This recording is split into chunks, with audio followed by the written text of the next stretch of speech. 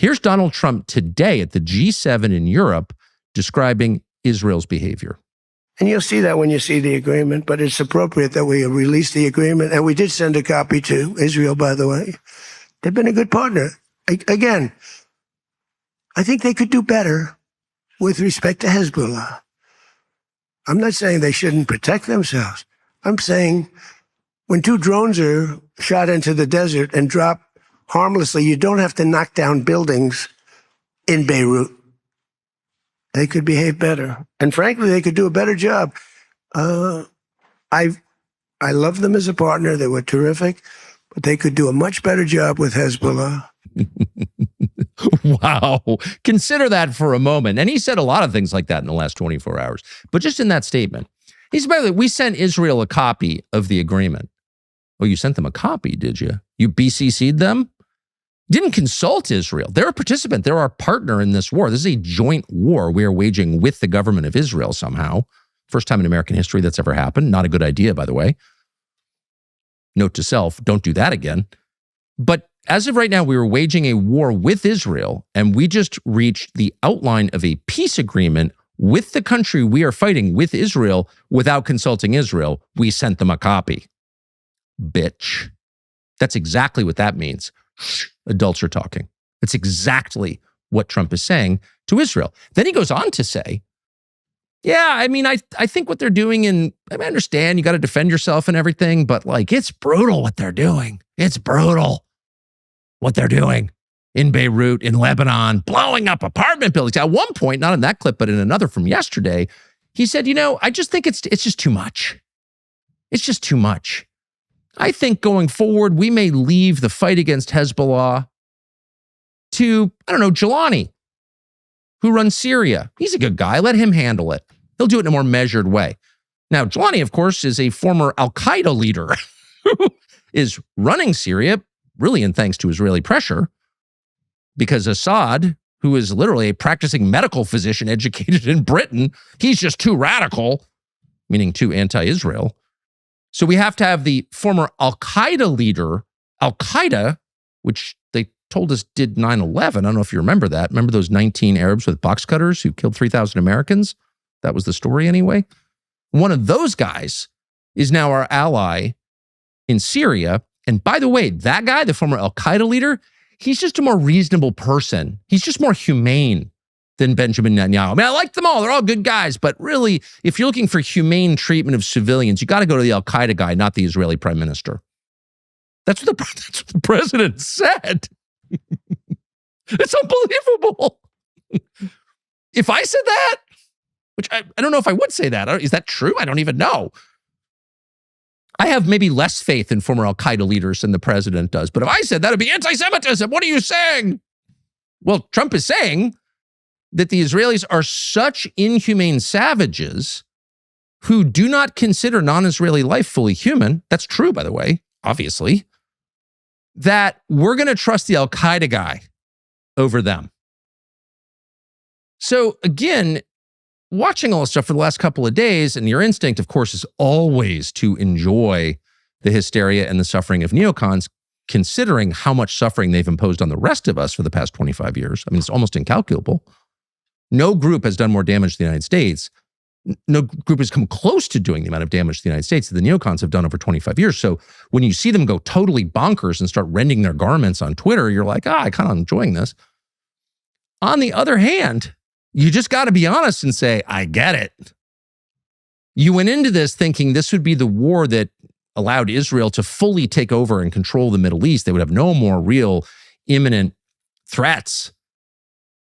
And yet, in one of those ironies that define life, the war ended up radically diminishing Israel, radically strengthening Iran, which you consider the existential threat to Israel, which is absurd, but they think that. They've talked themselves into believing that, some of them. And you lost the only president you had full control over. Trump went from being a slave to Israel to comparing Benjamin Netanyahu disfavorably to al-Qaeda. Man, what a ride. So what's the response from the people who pushed this war, including the ones who called Trump personally on the phone, and there are many of them, who called him on the phone or who used their perches on Fox News to convince him to do this, what's their response to this settlement?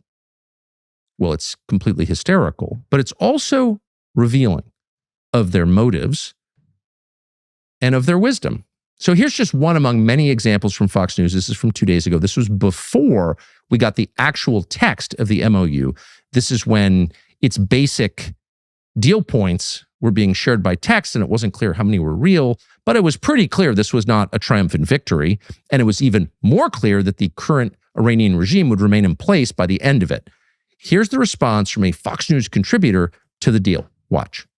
This deal and everything that we know about it, to the degree that it is being spun in public by this, and behind the scenes by the administration, everything about this deal seems bad to me. It all seems bad. It all seems like a setback. It doesn't seem like it meets any of the measures that the president actually put out there of his goals when it came to this conflict. And look, at some point, this Republican Party needs to decide which kind of foreign policy it's going to have. Is it going to be an America First foreign policy, one that is bold, that uses American power in key moments decisively in order to affect what it wants to achieve? Or are we going to just backslide into being some kind of Billy Obama kind of GOP? That is not something that is acceptable to me. It should not be acceptable to Republicans, and it should not be acceptable to any conservative who is interested in the success of America going forward.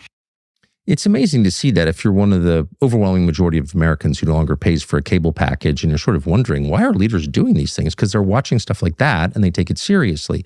So you put someone on television who has no knowledge whatsoever of the region, hasn't been there, doesn't understand it, is taking almost all of his understanding of it from Fox News. You have the snake eating its tail. It's a guy who's believing the lies that he's ingesting and then coming to absurd conclusions on the basis of them. So it's like someone who has no authority to weigh in on this is telling you his august view of it. So there's that. It's childish. But then there's the deeper question of, okay, you don't like the deal. What's the option? What does victory look like? The president articulated it pretty clearly. He wanted regime change. He wanted new people running Iran. He wanted an end to support for the proxies, the terror proxies, Hamas and Hezbollah and the Houthis. Okay. He wanted Iran to stop producing, apparently, ballistic missiles, stop, I guess, having national defense. Okay. And he wanted, famously, total abject surrender. He wanted Iran to get on its back, all four paws in the air and say, do with me what you will. Well, none of those, and that analyst is correct in noting none of those goals have been achieved. The question is, how would you achieve them?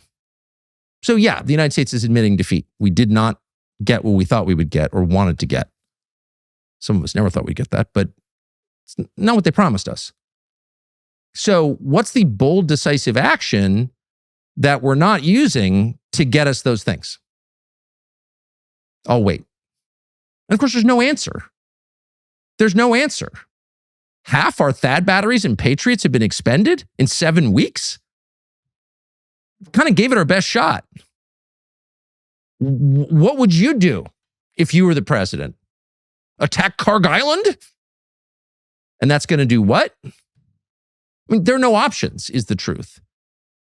But no one advocating for this will admit that, because if they admit that, then they have to concede that the real goal has nothing to do with what the president of the United States articulated in public in February or March. No, the real goal is the Israeli goal.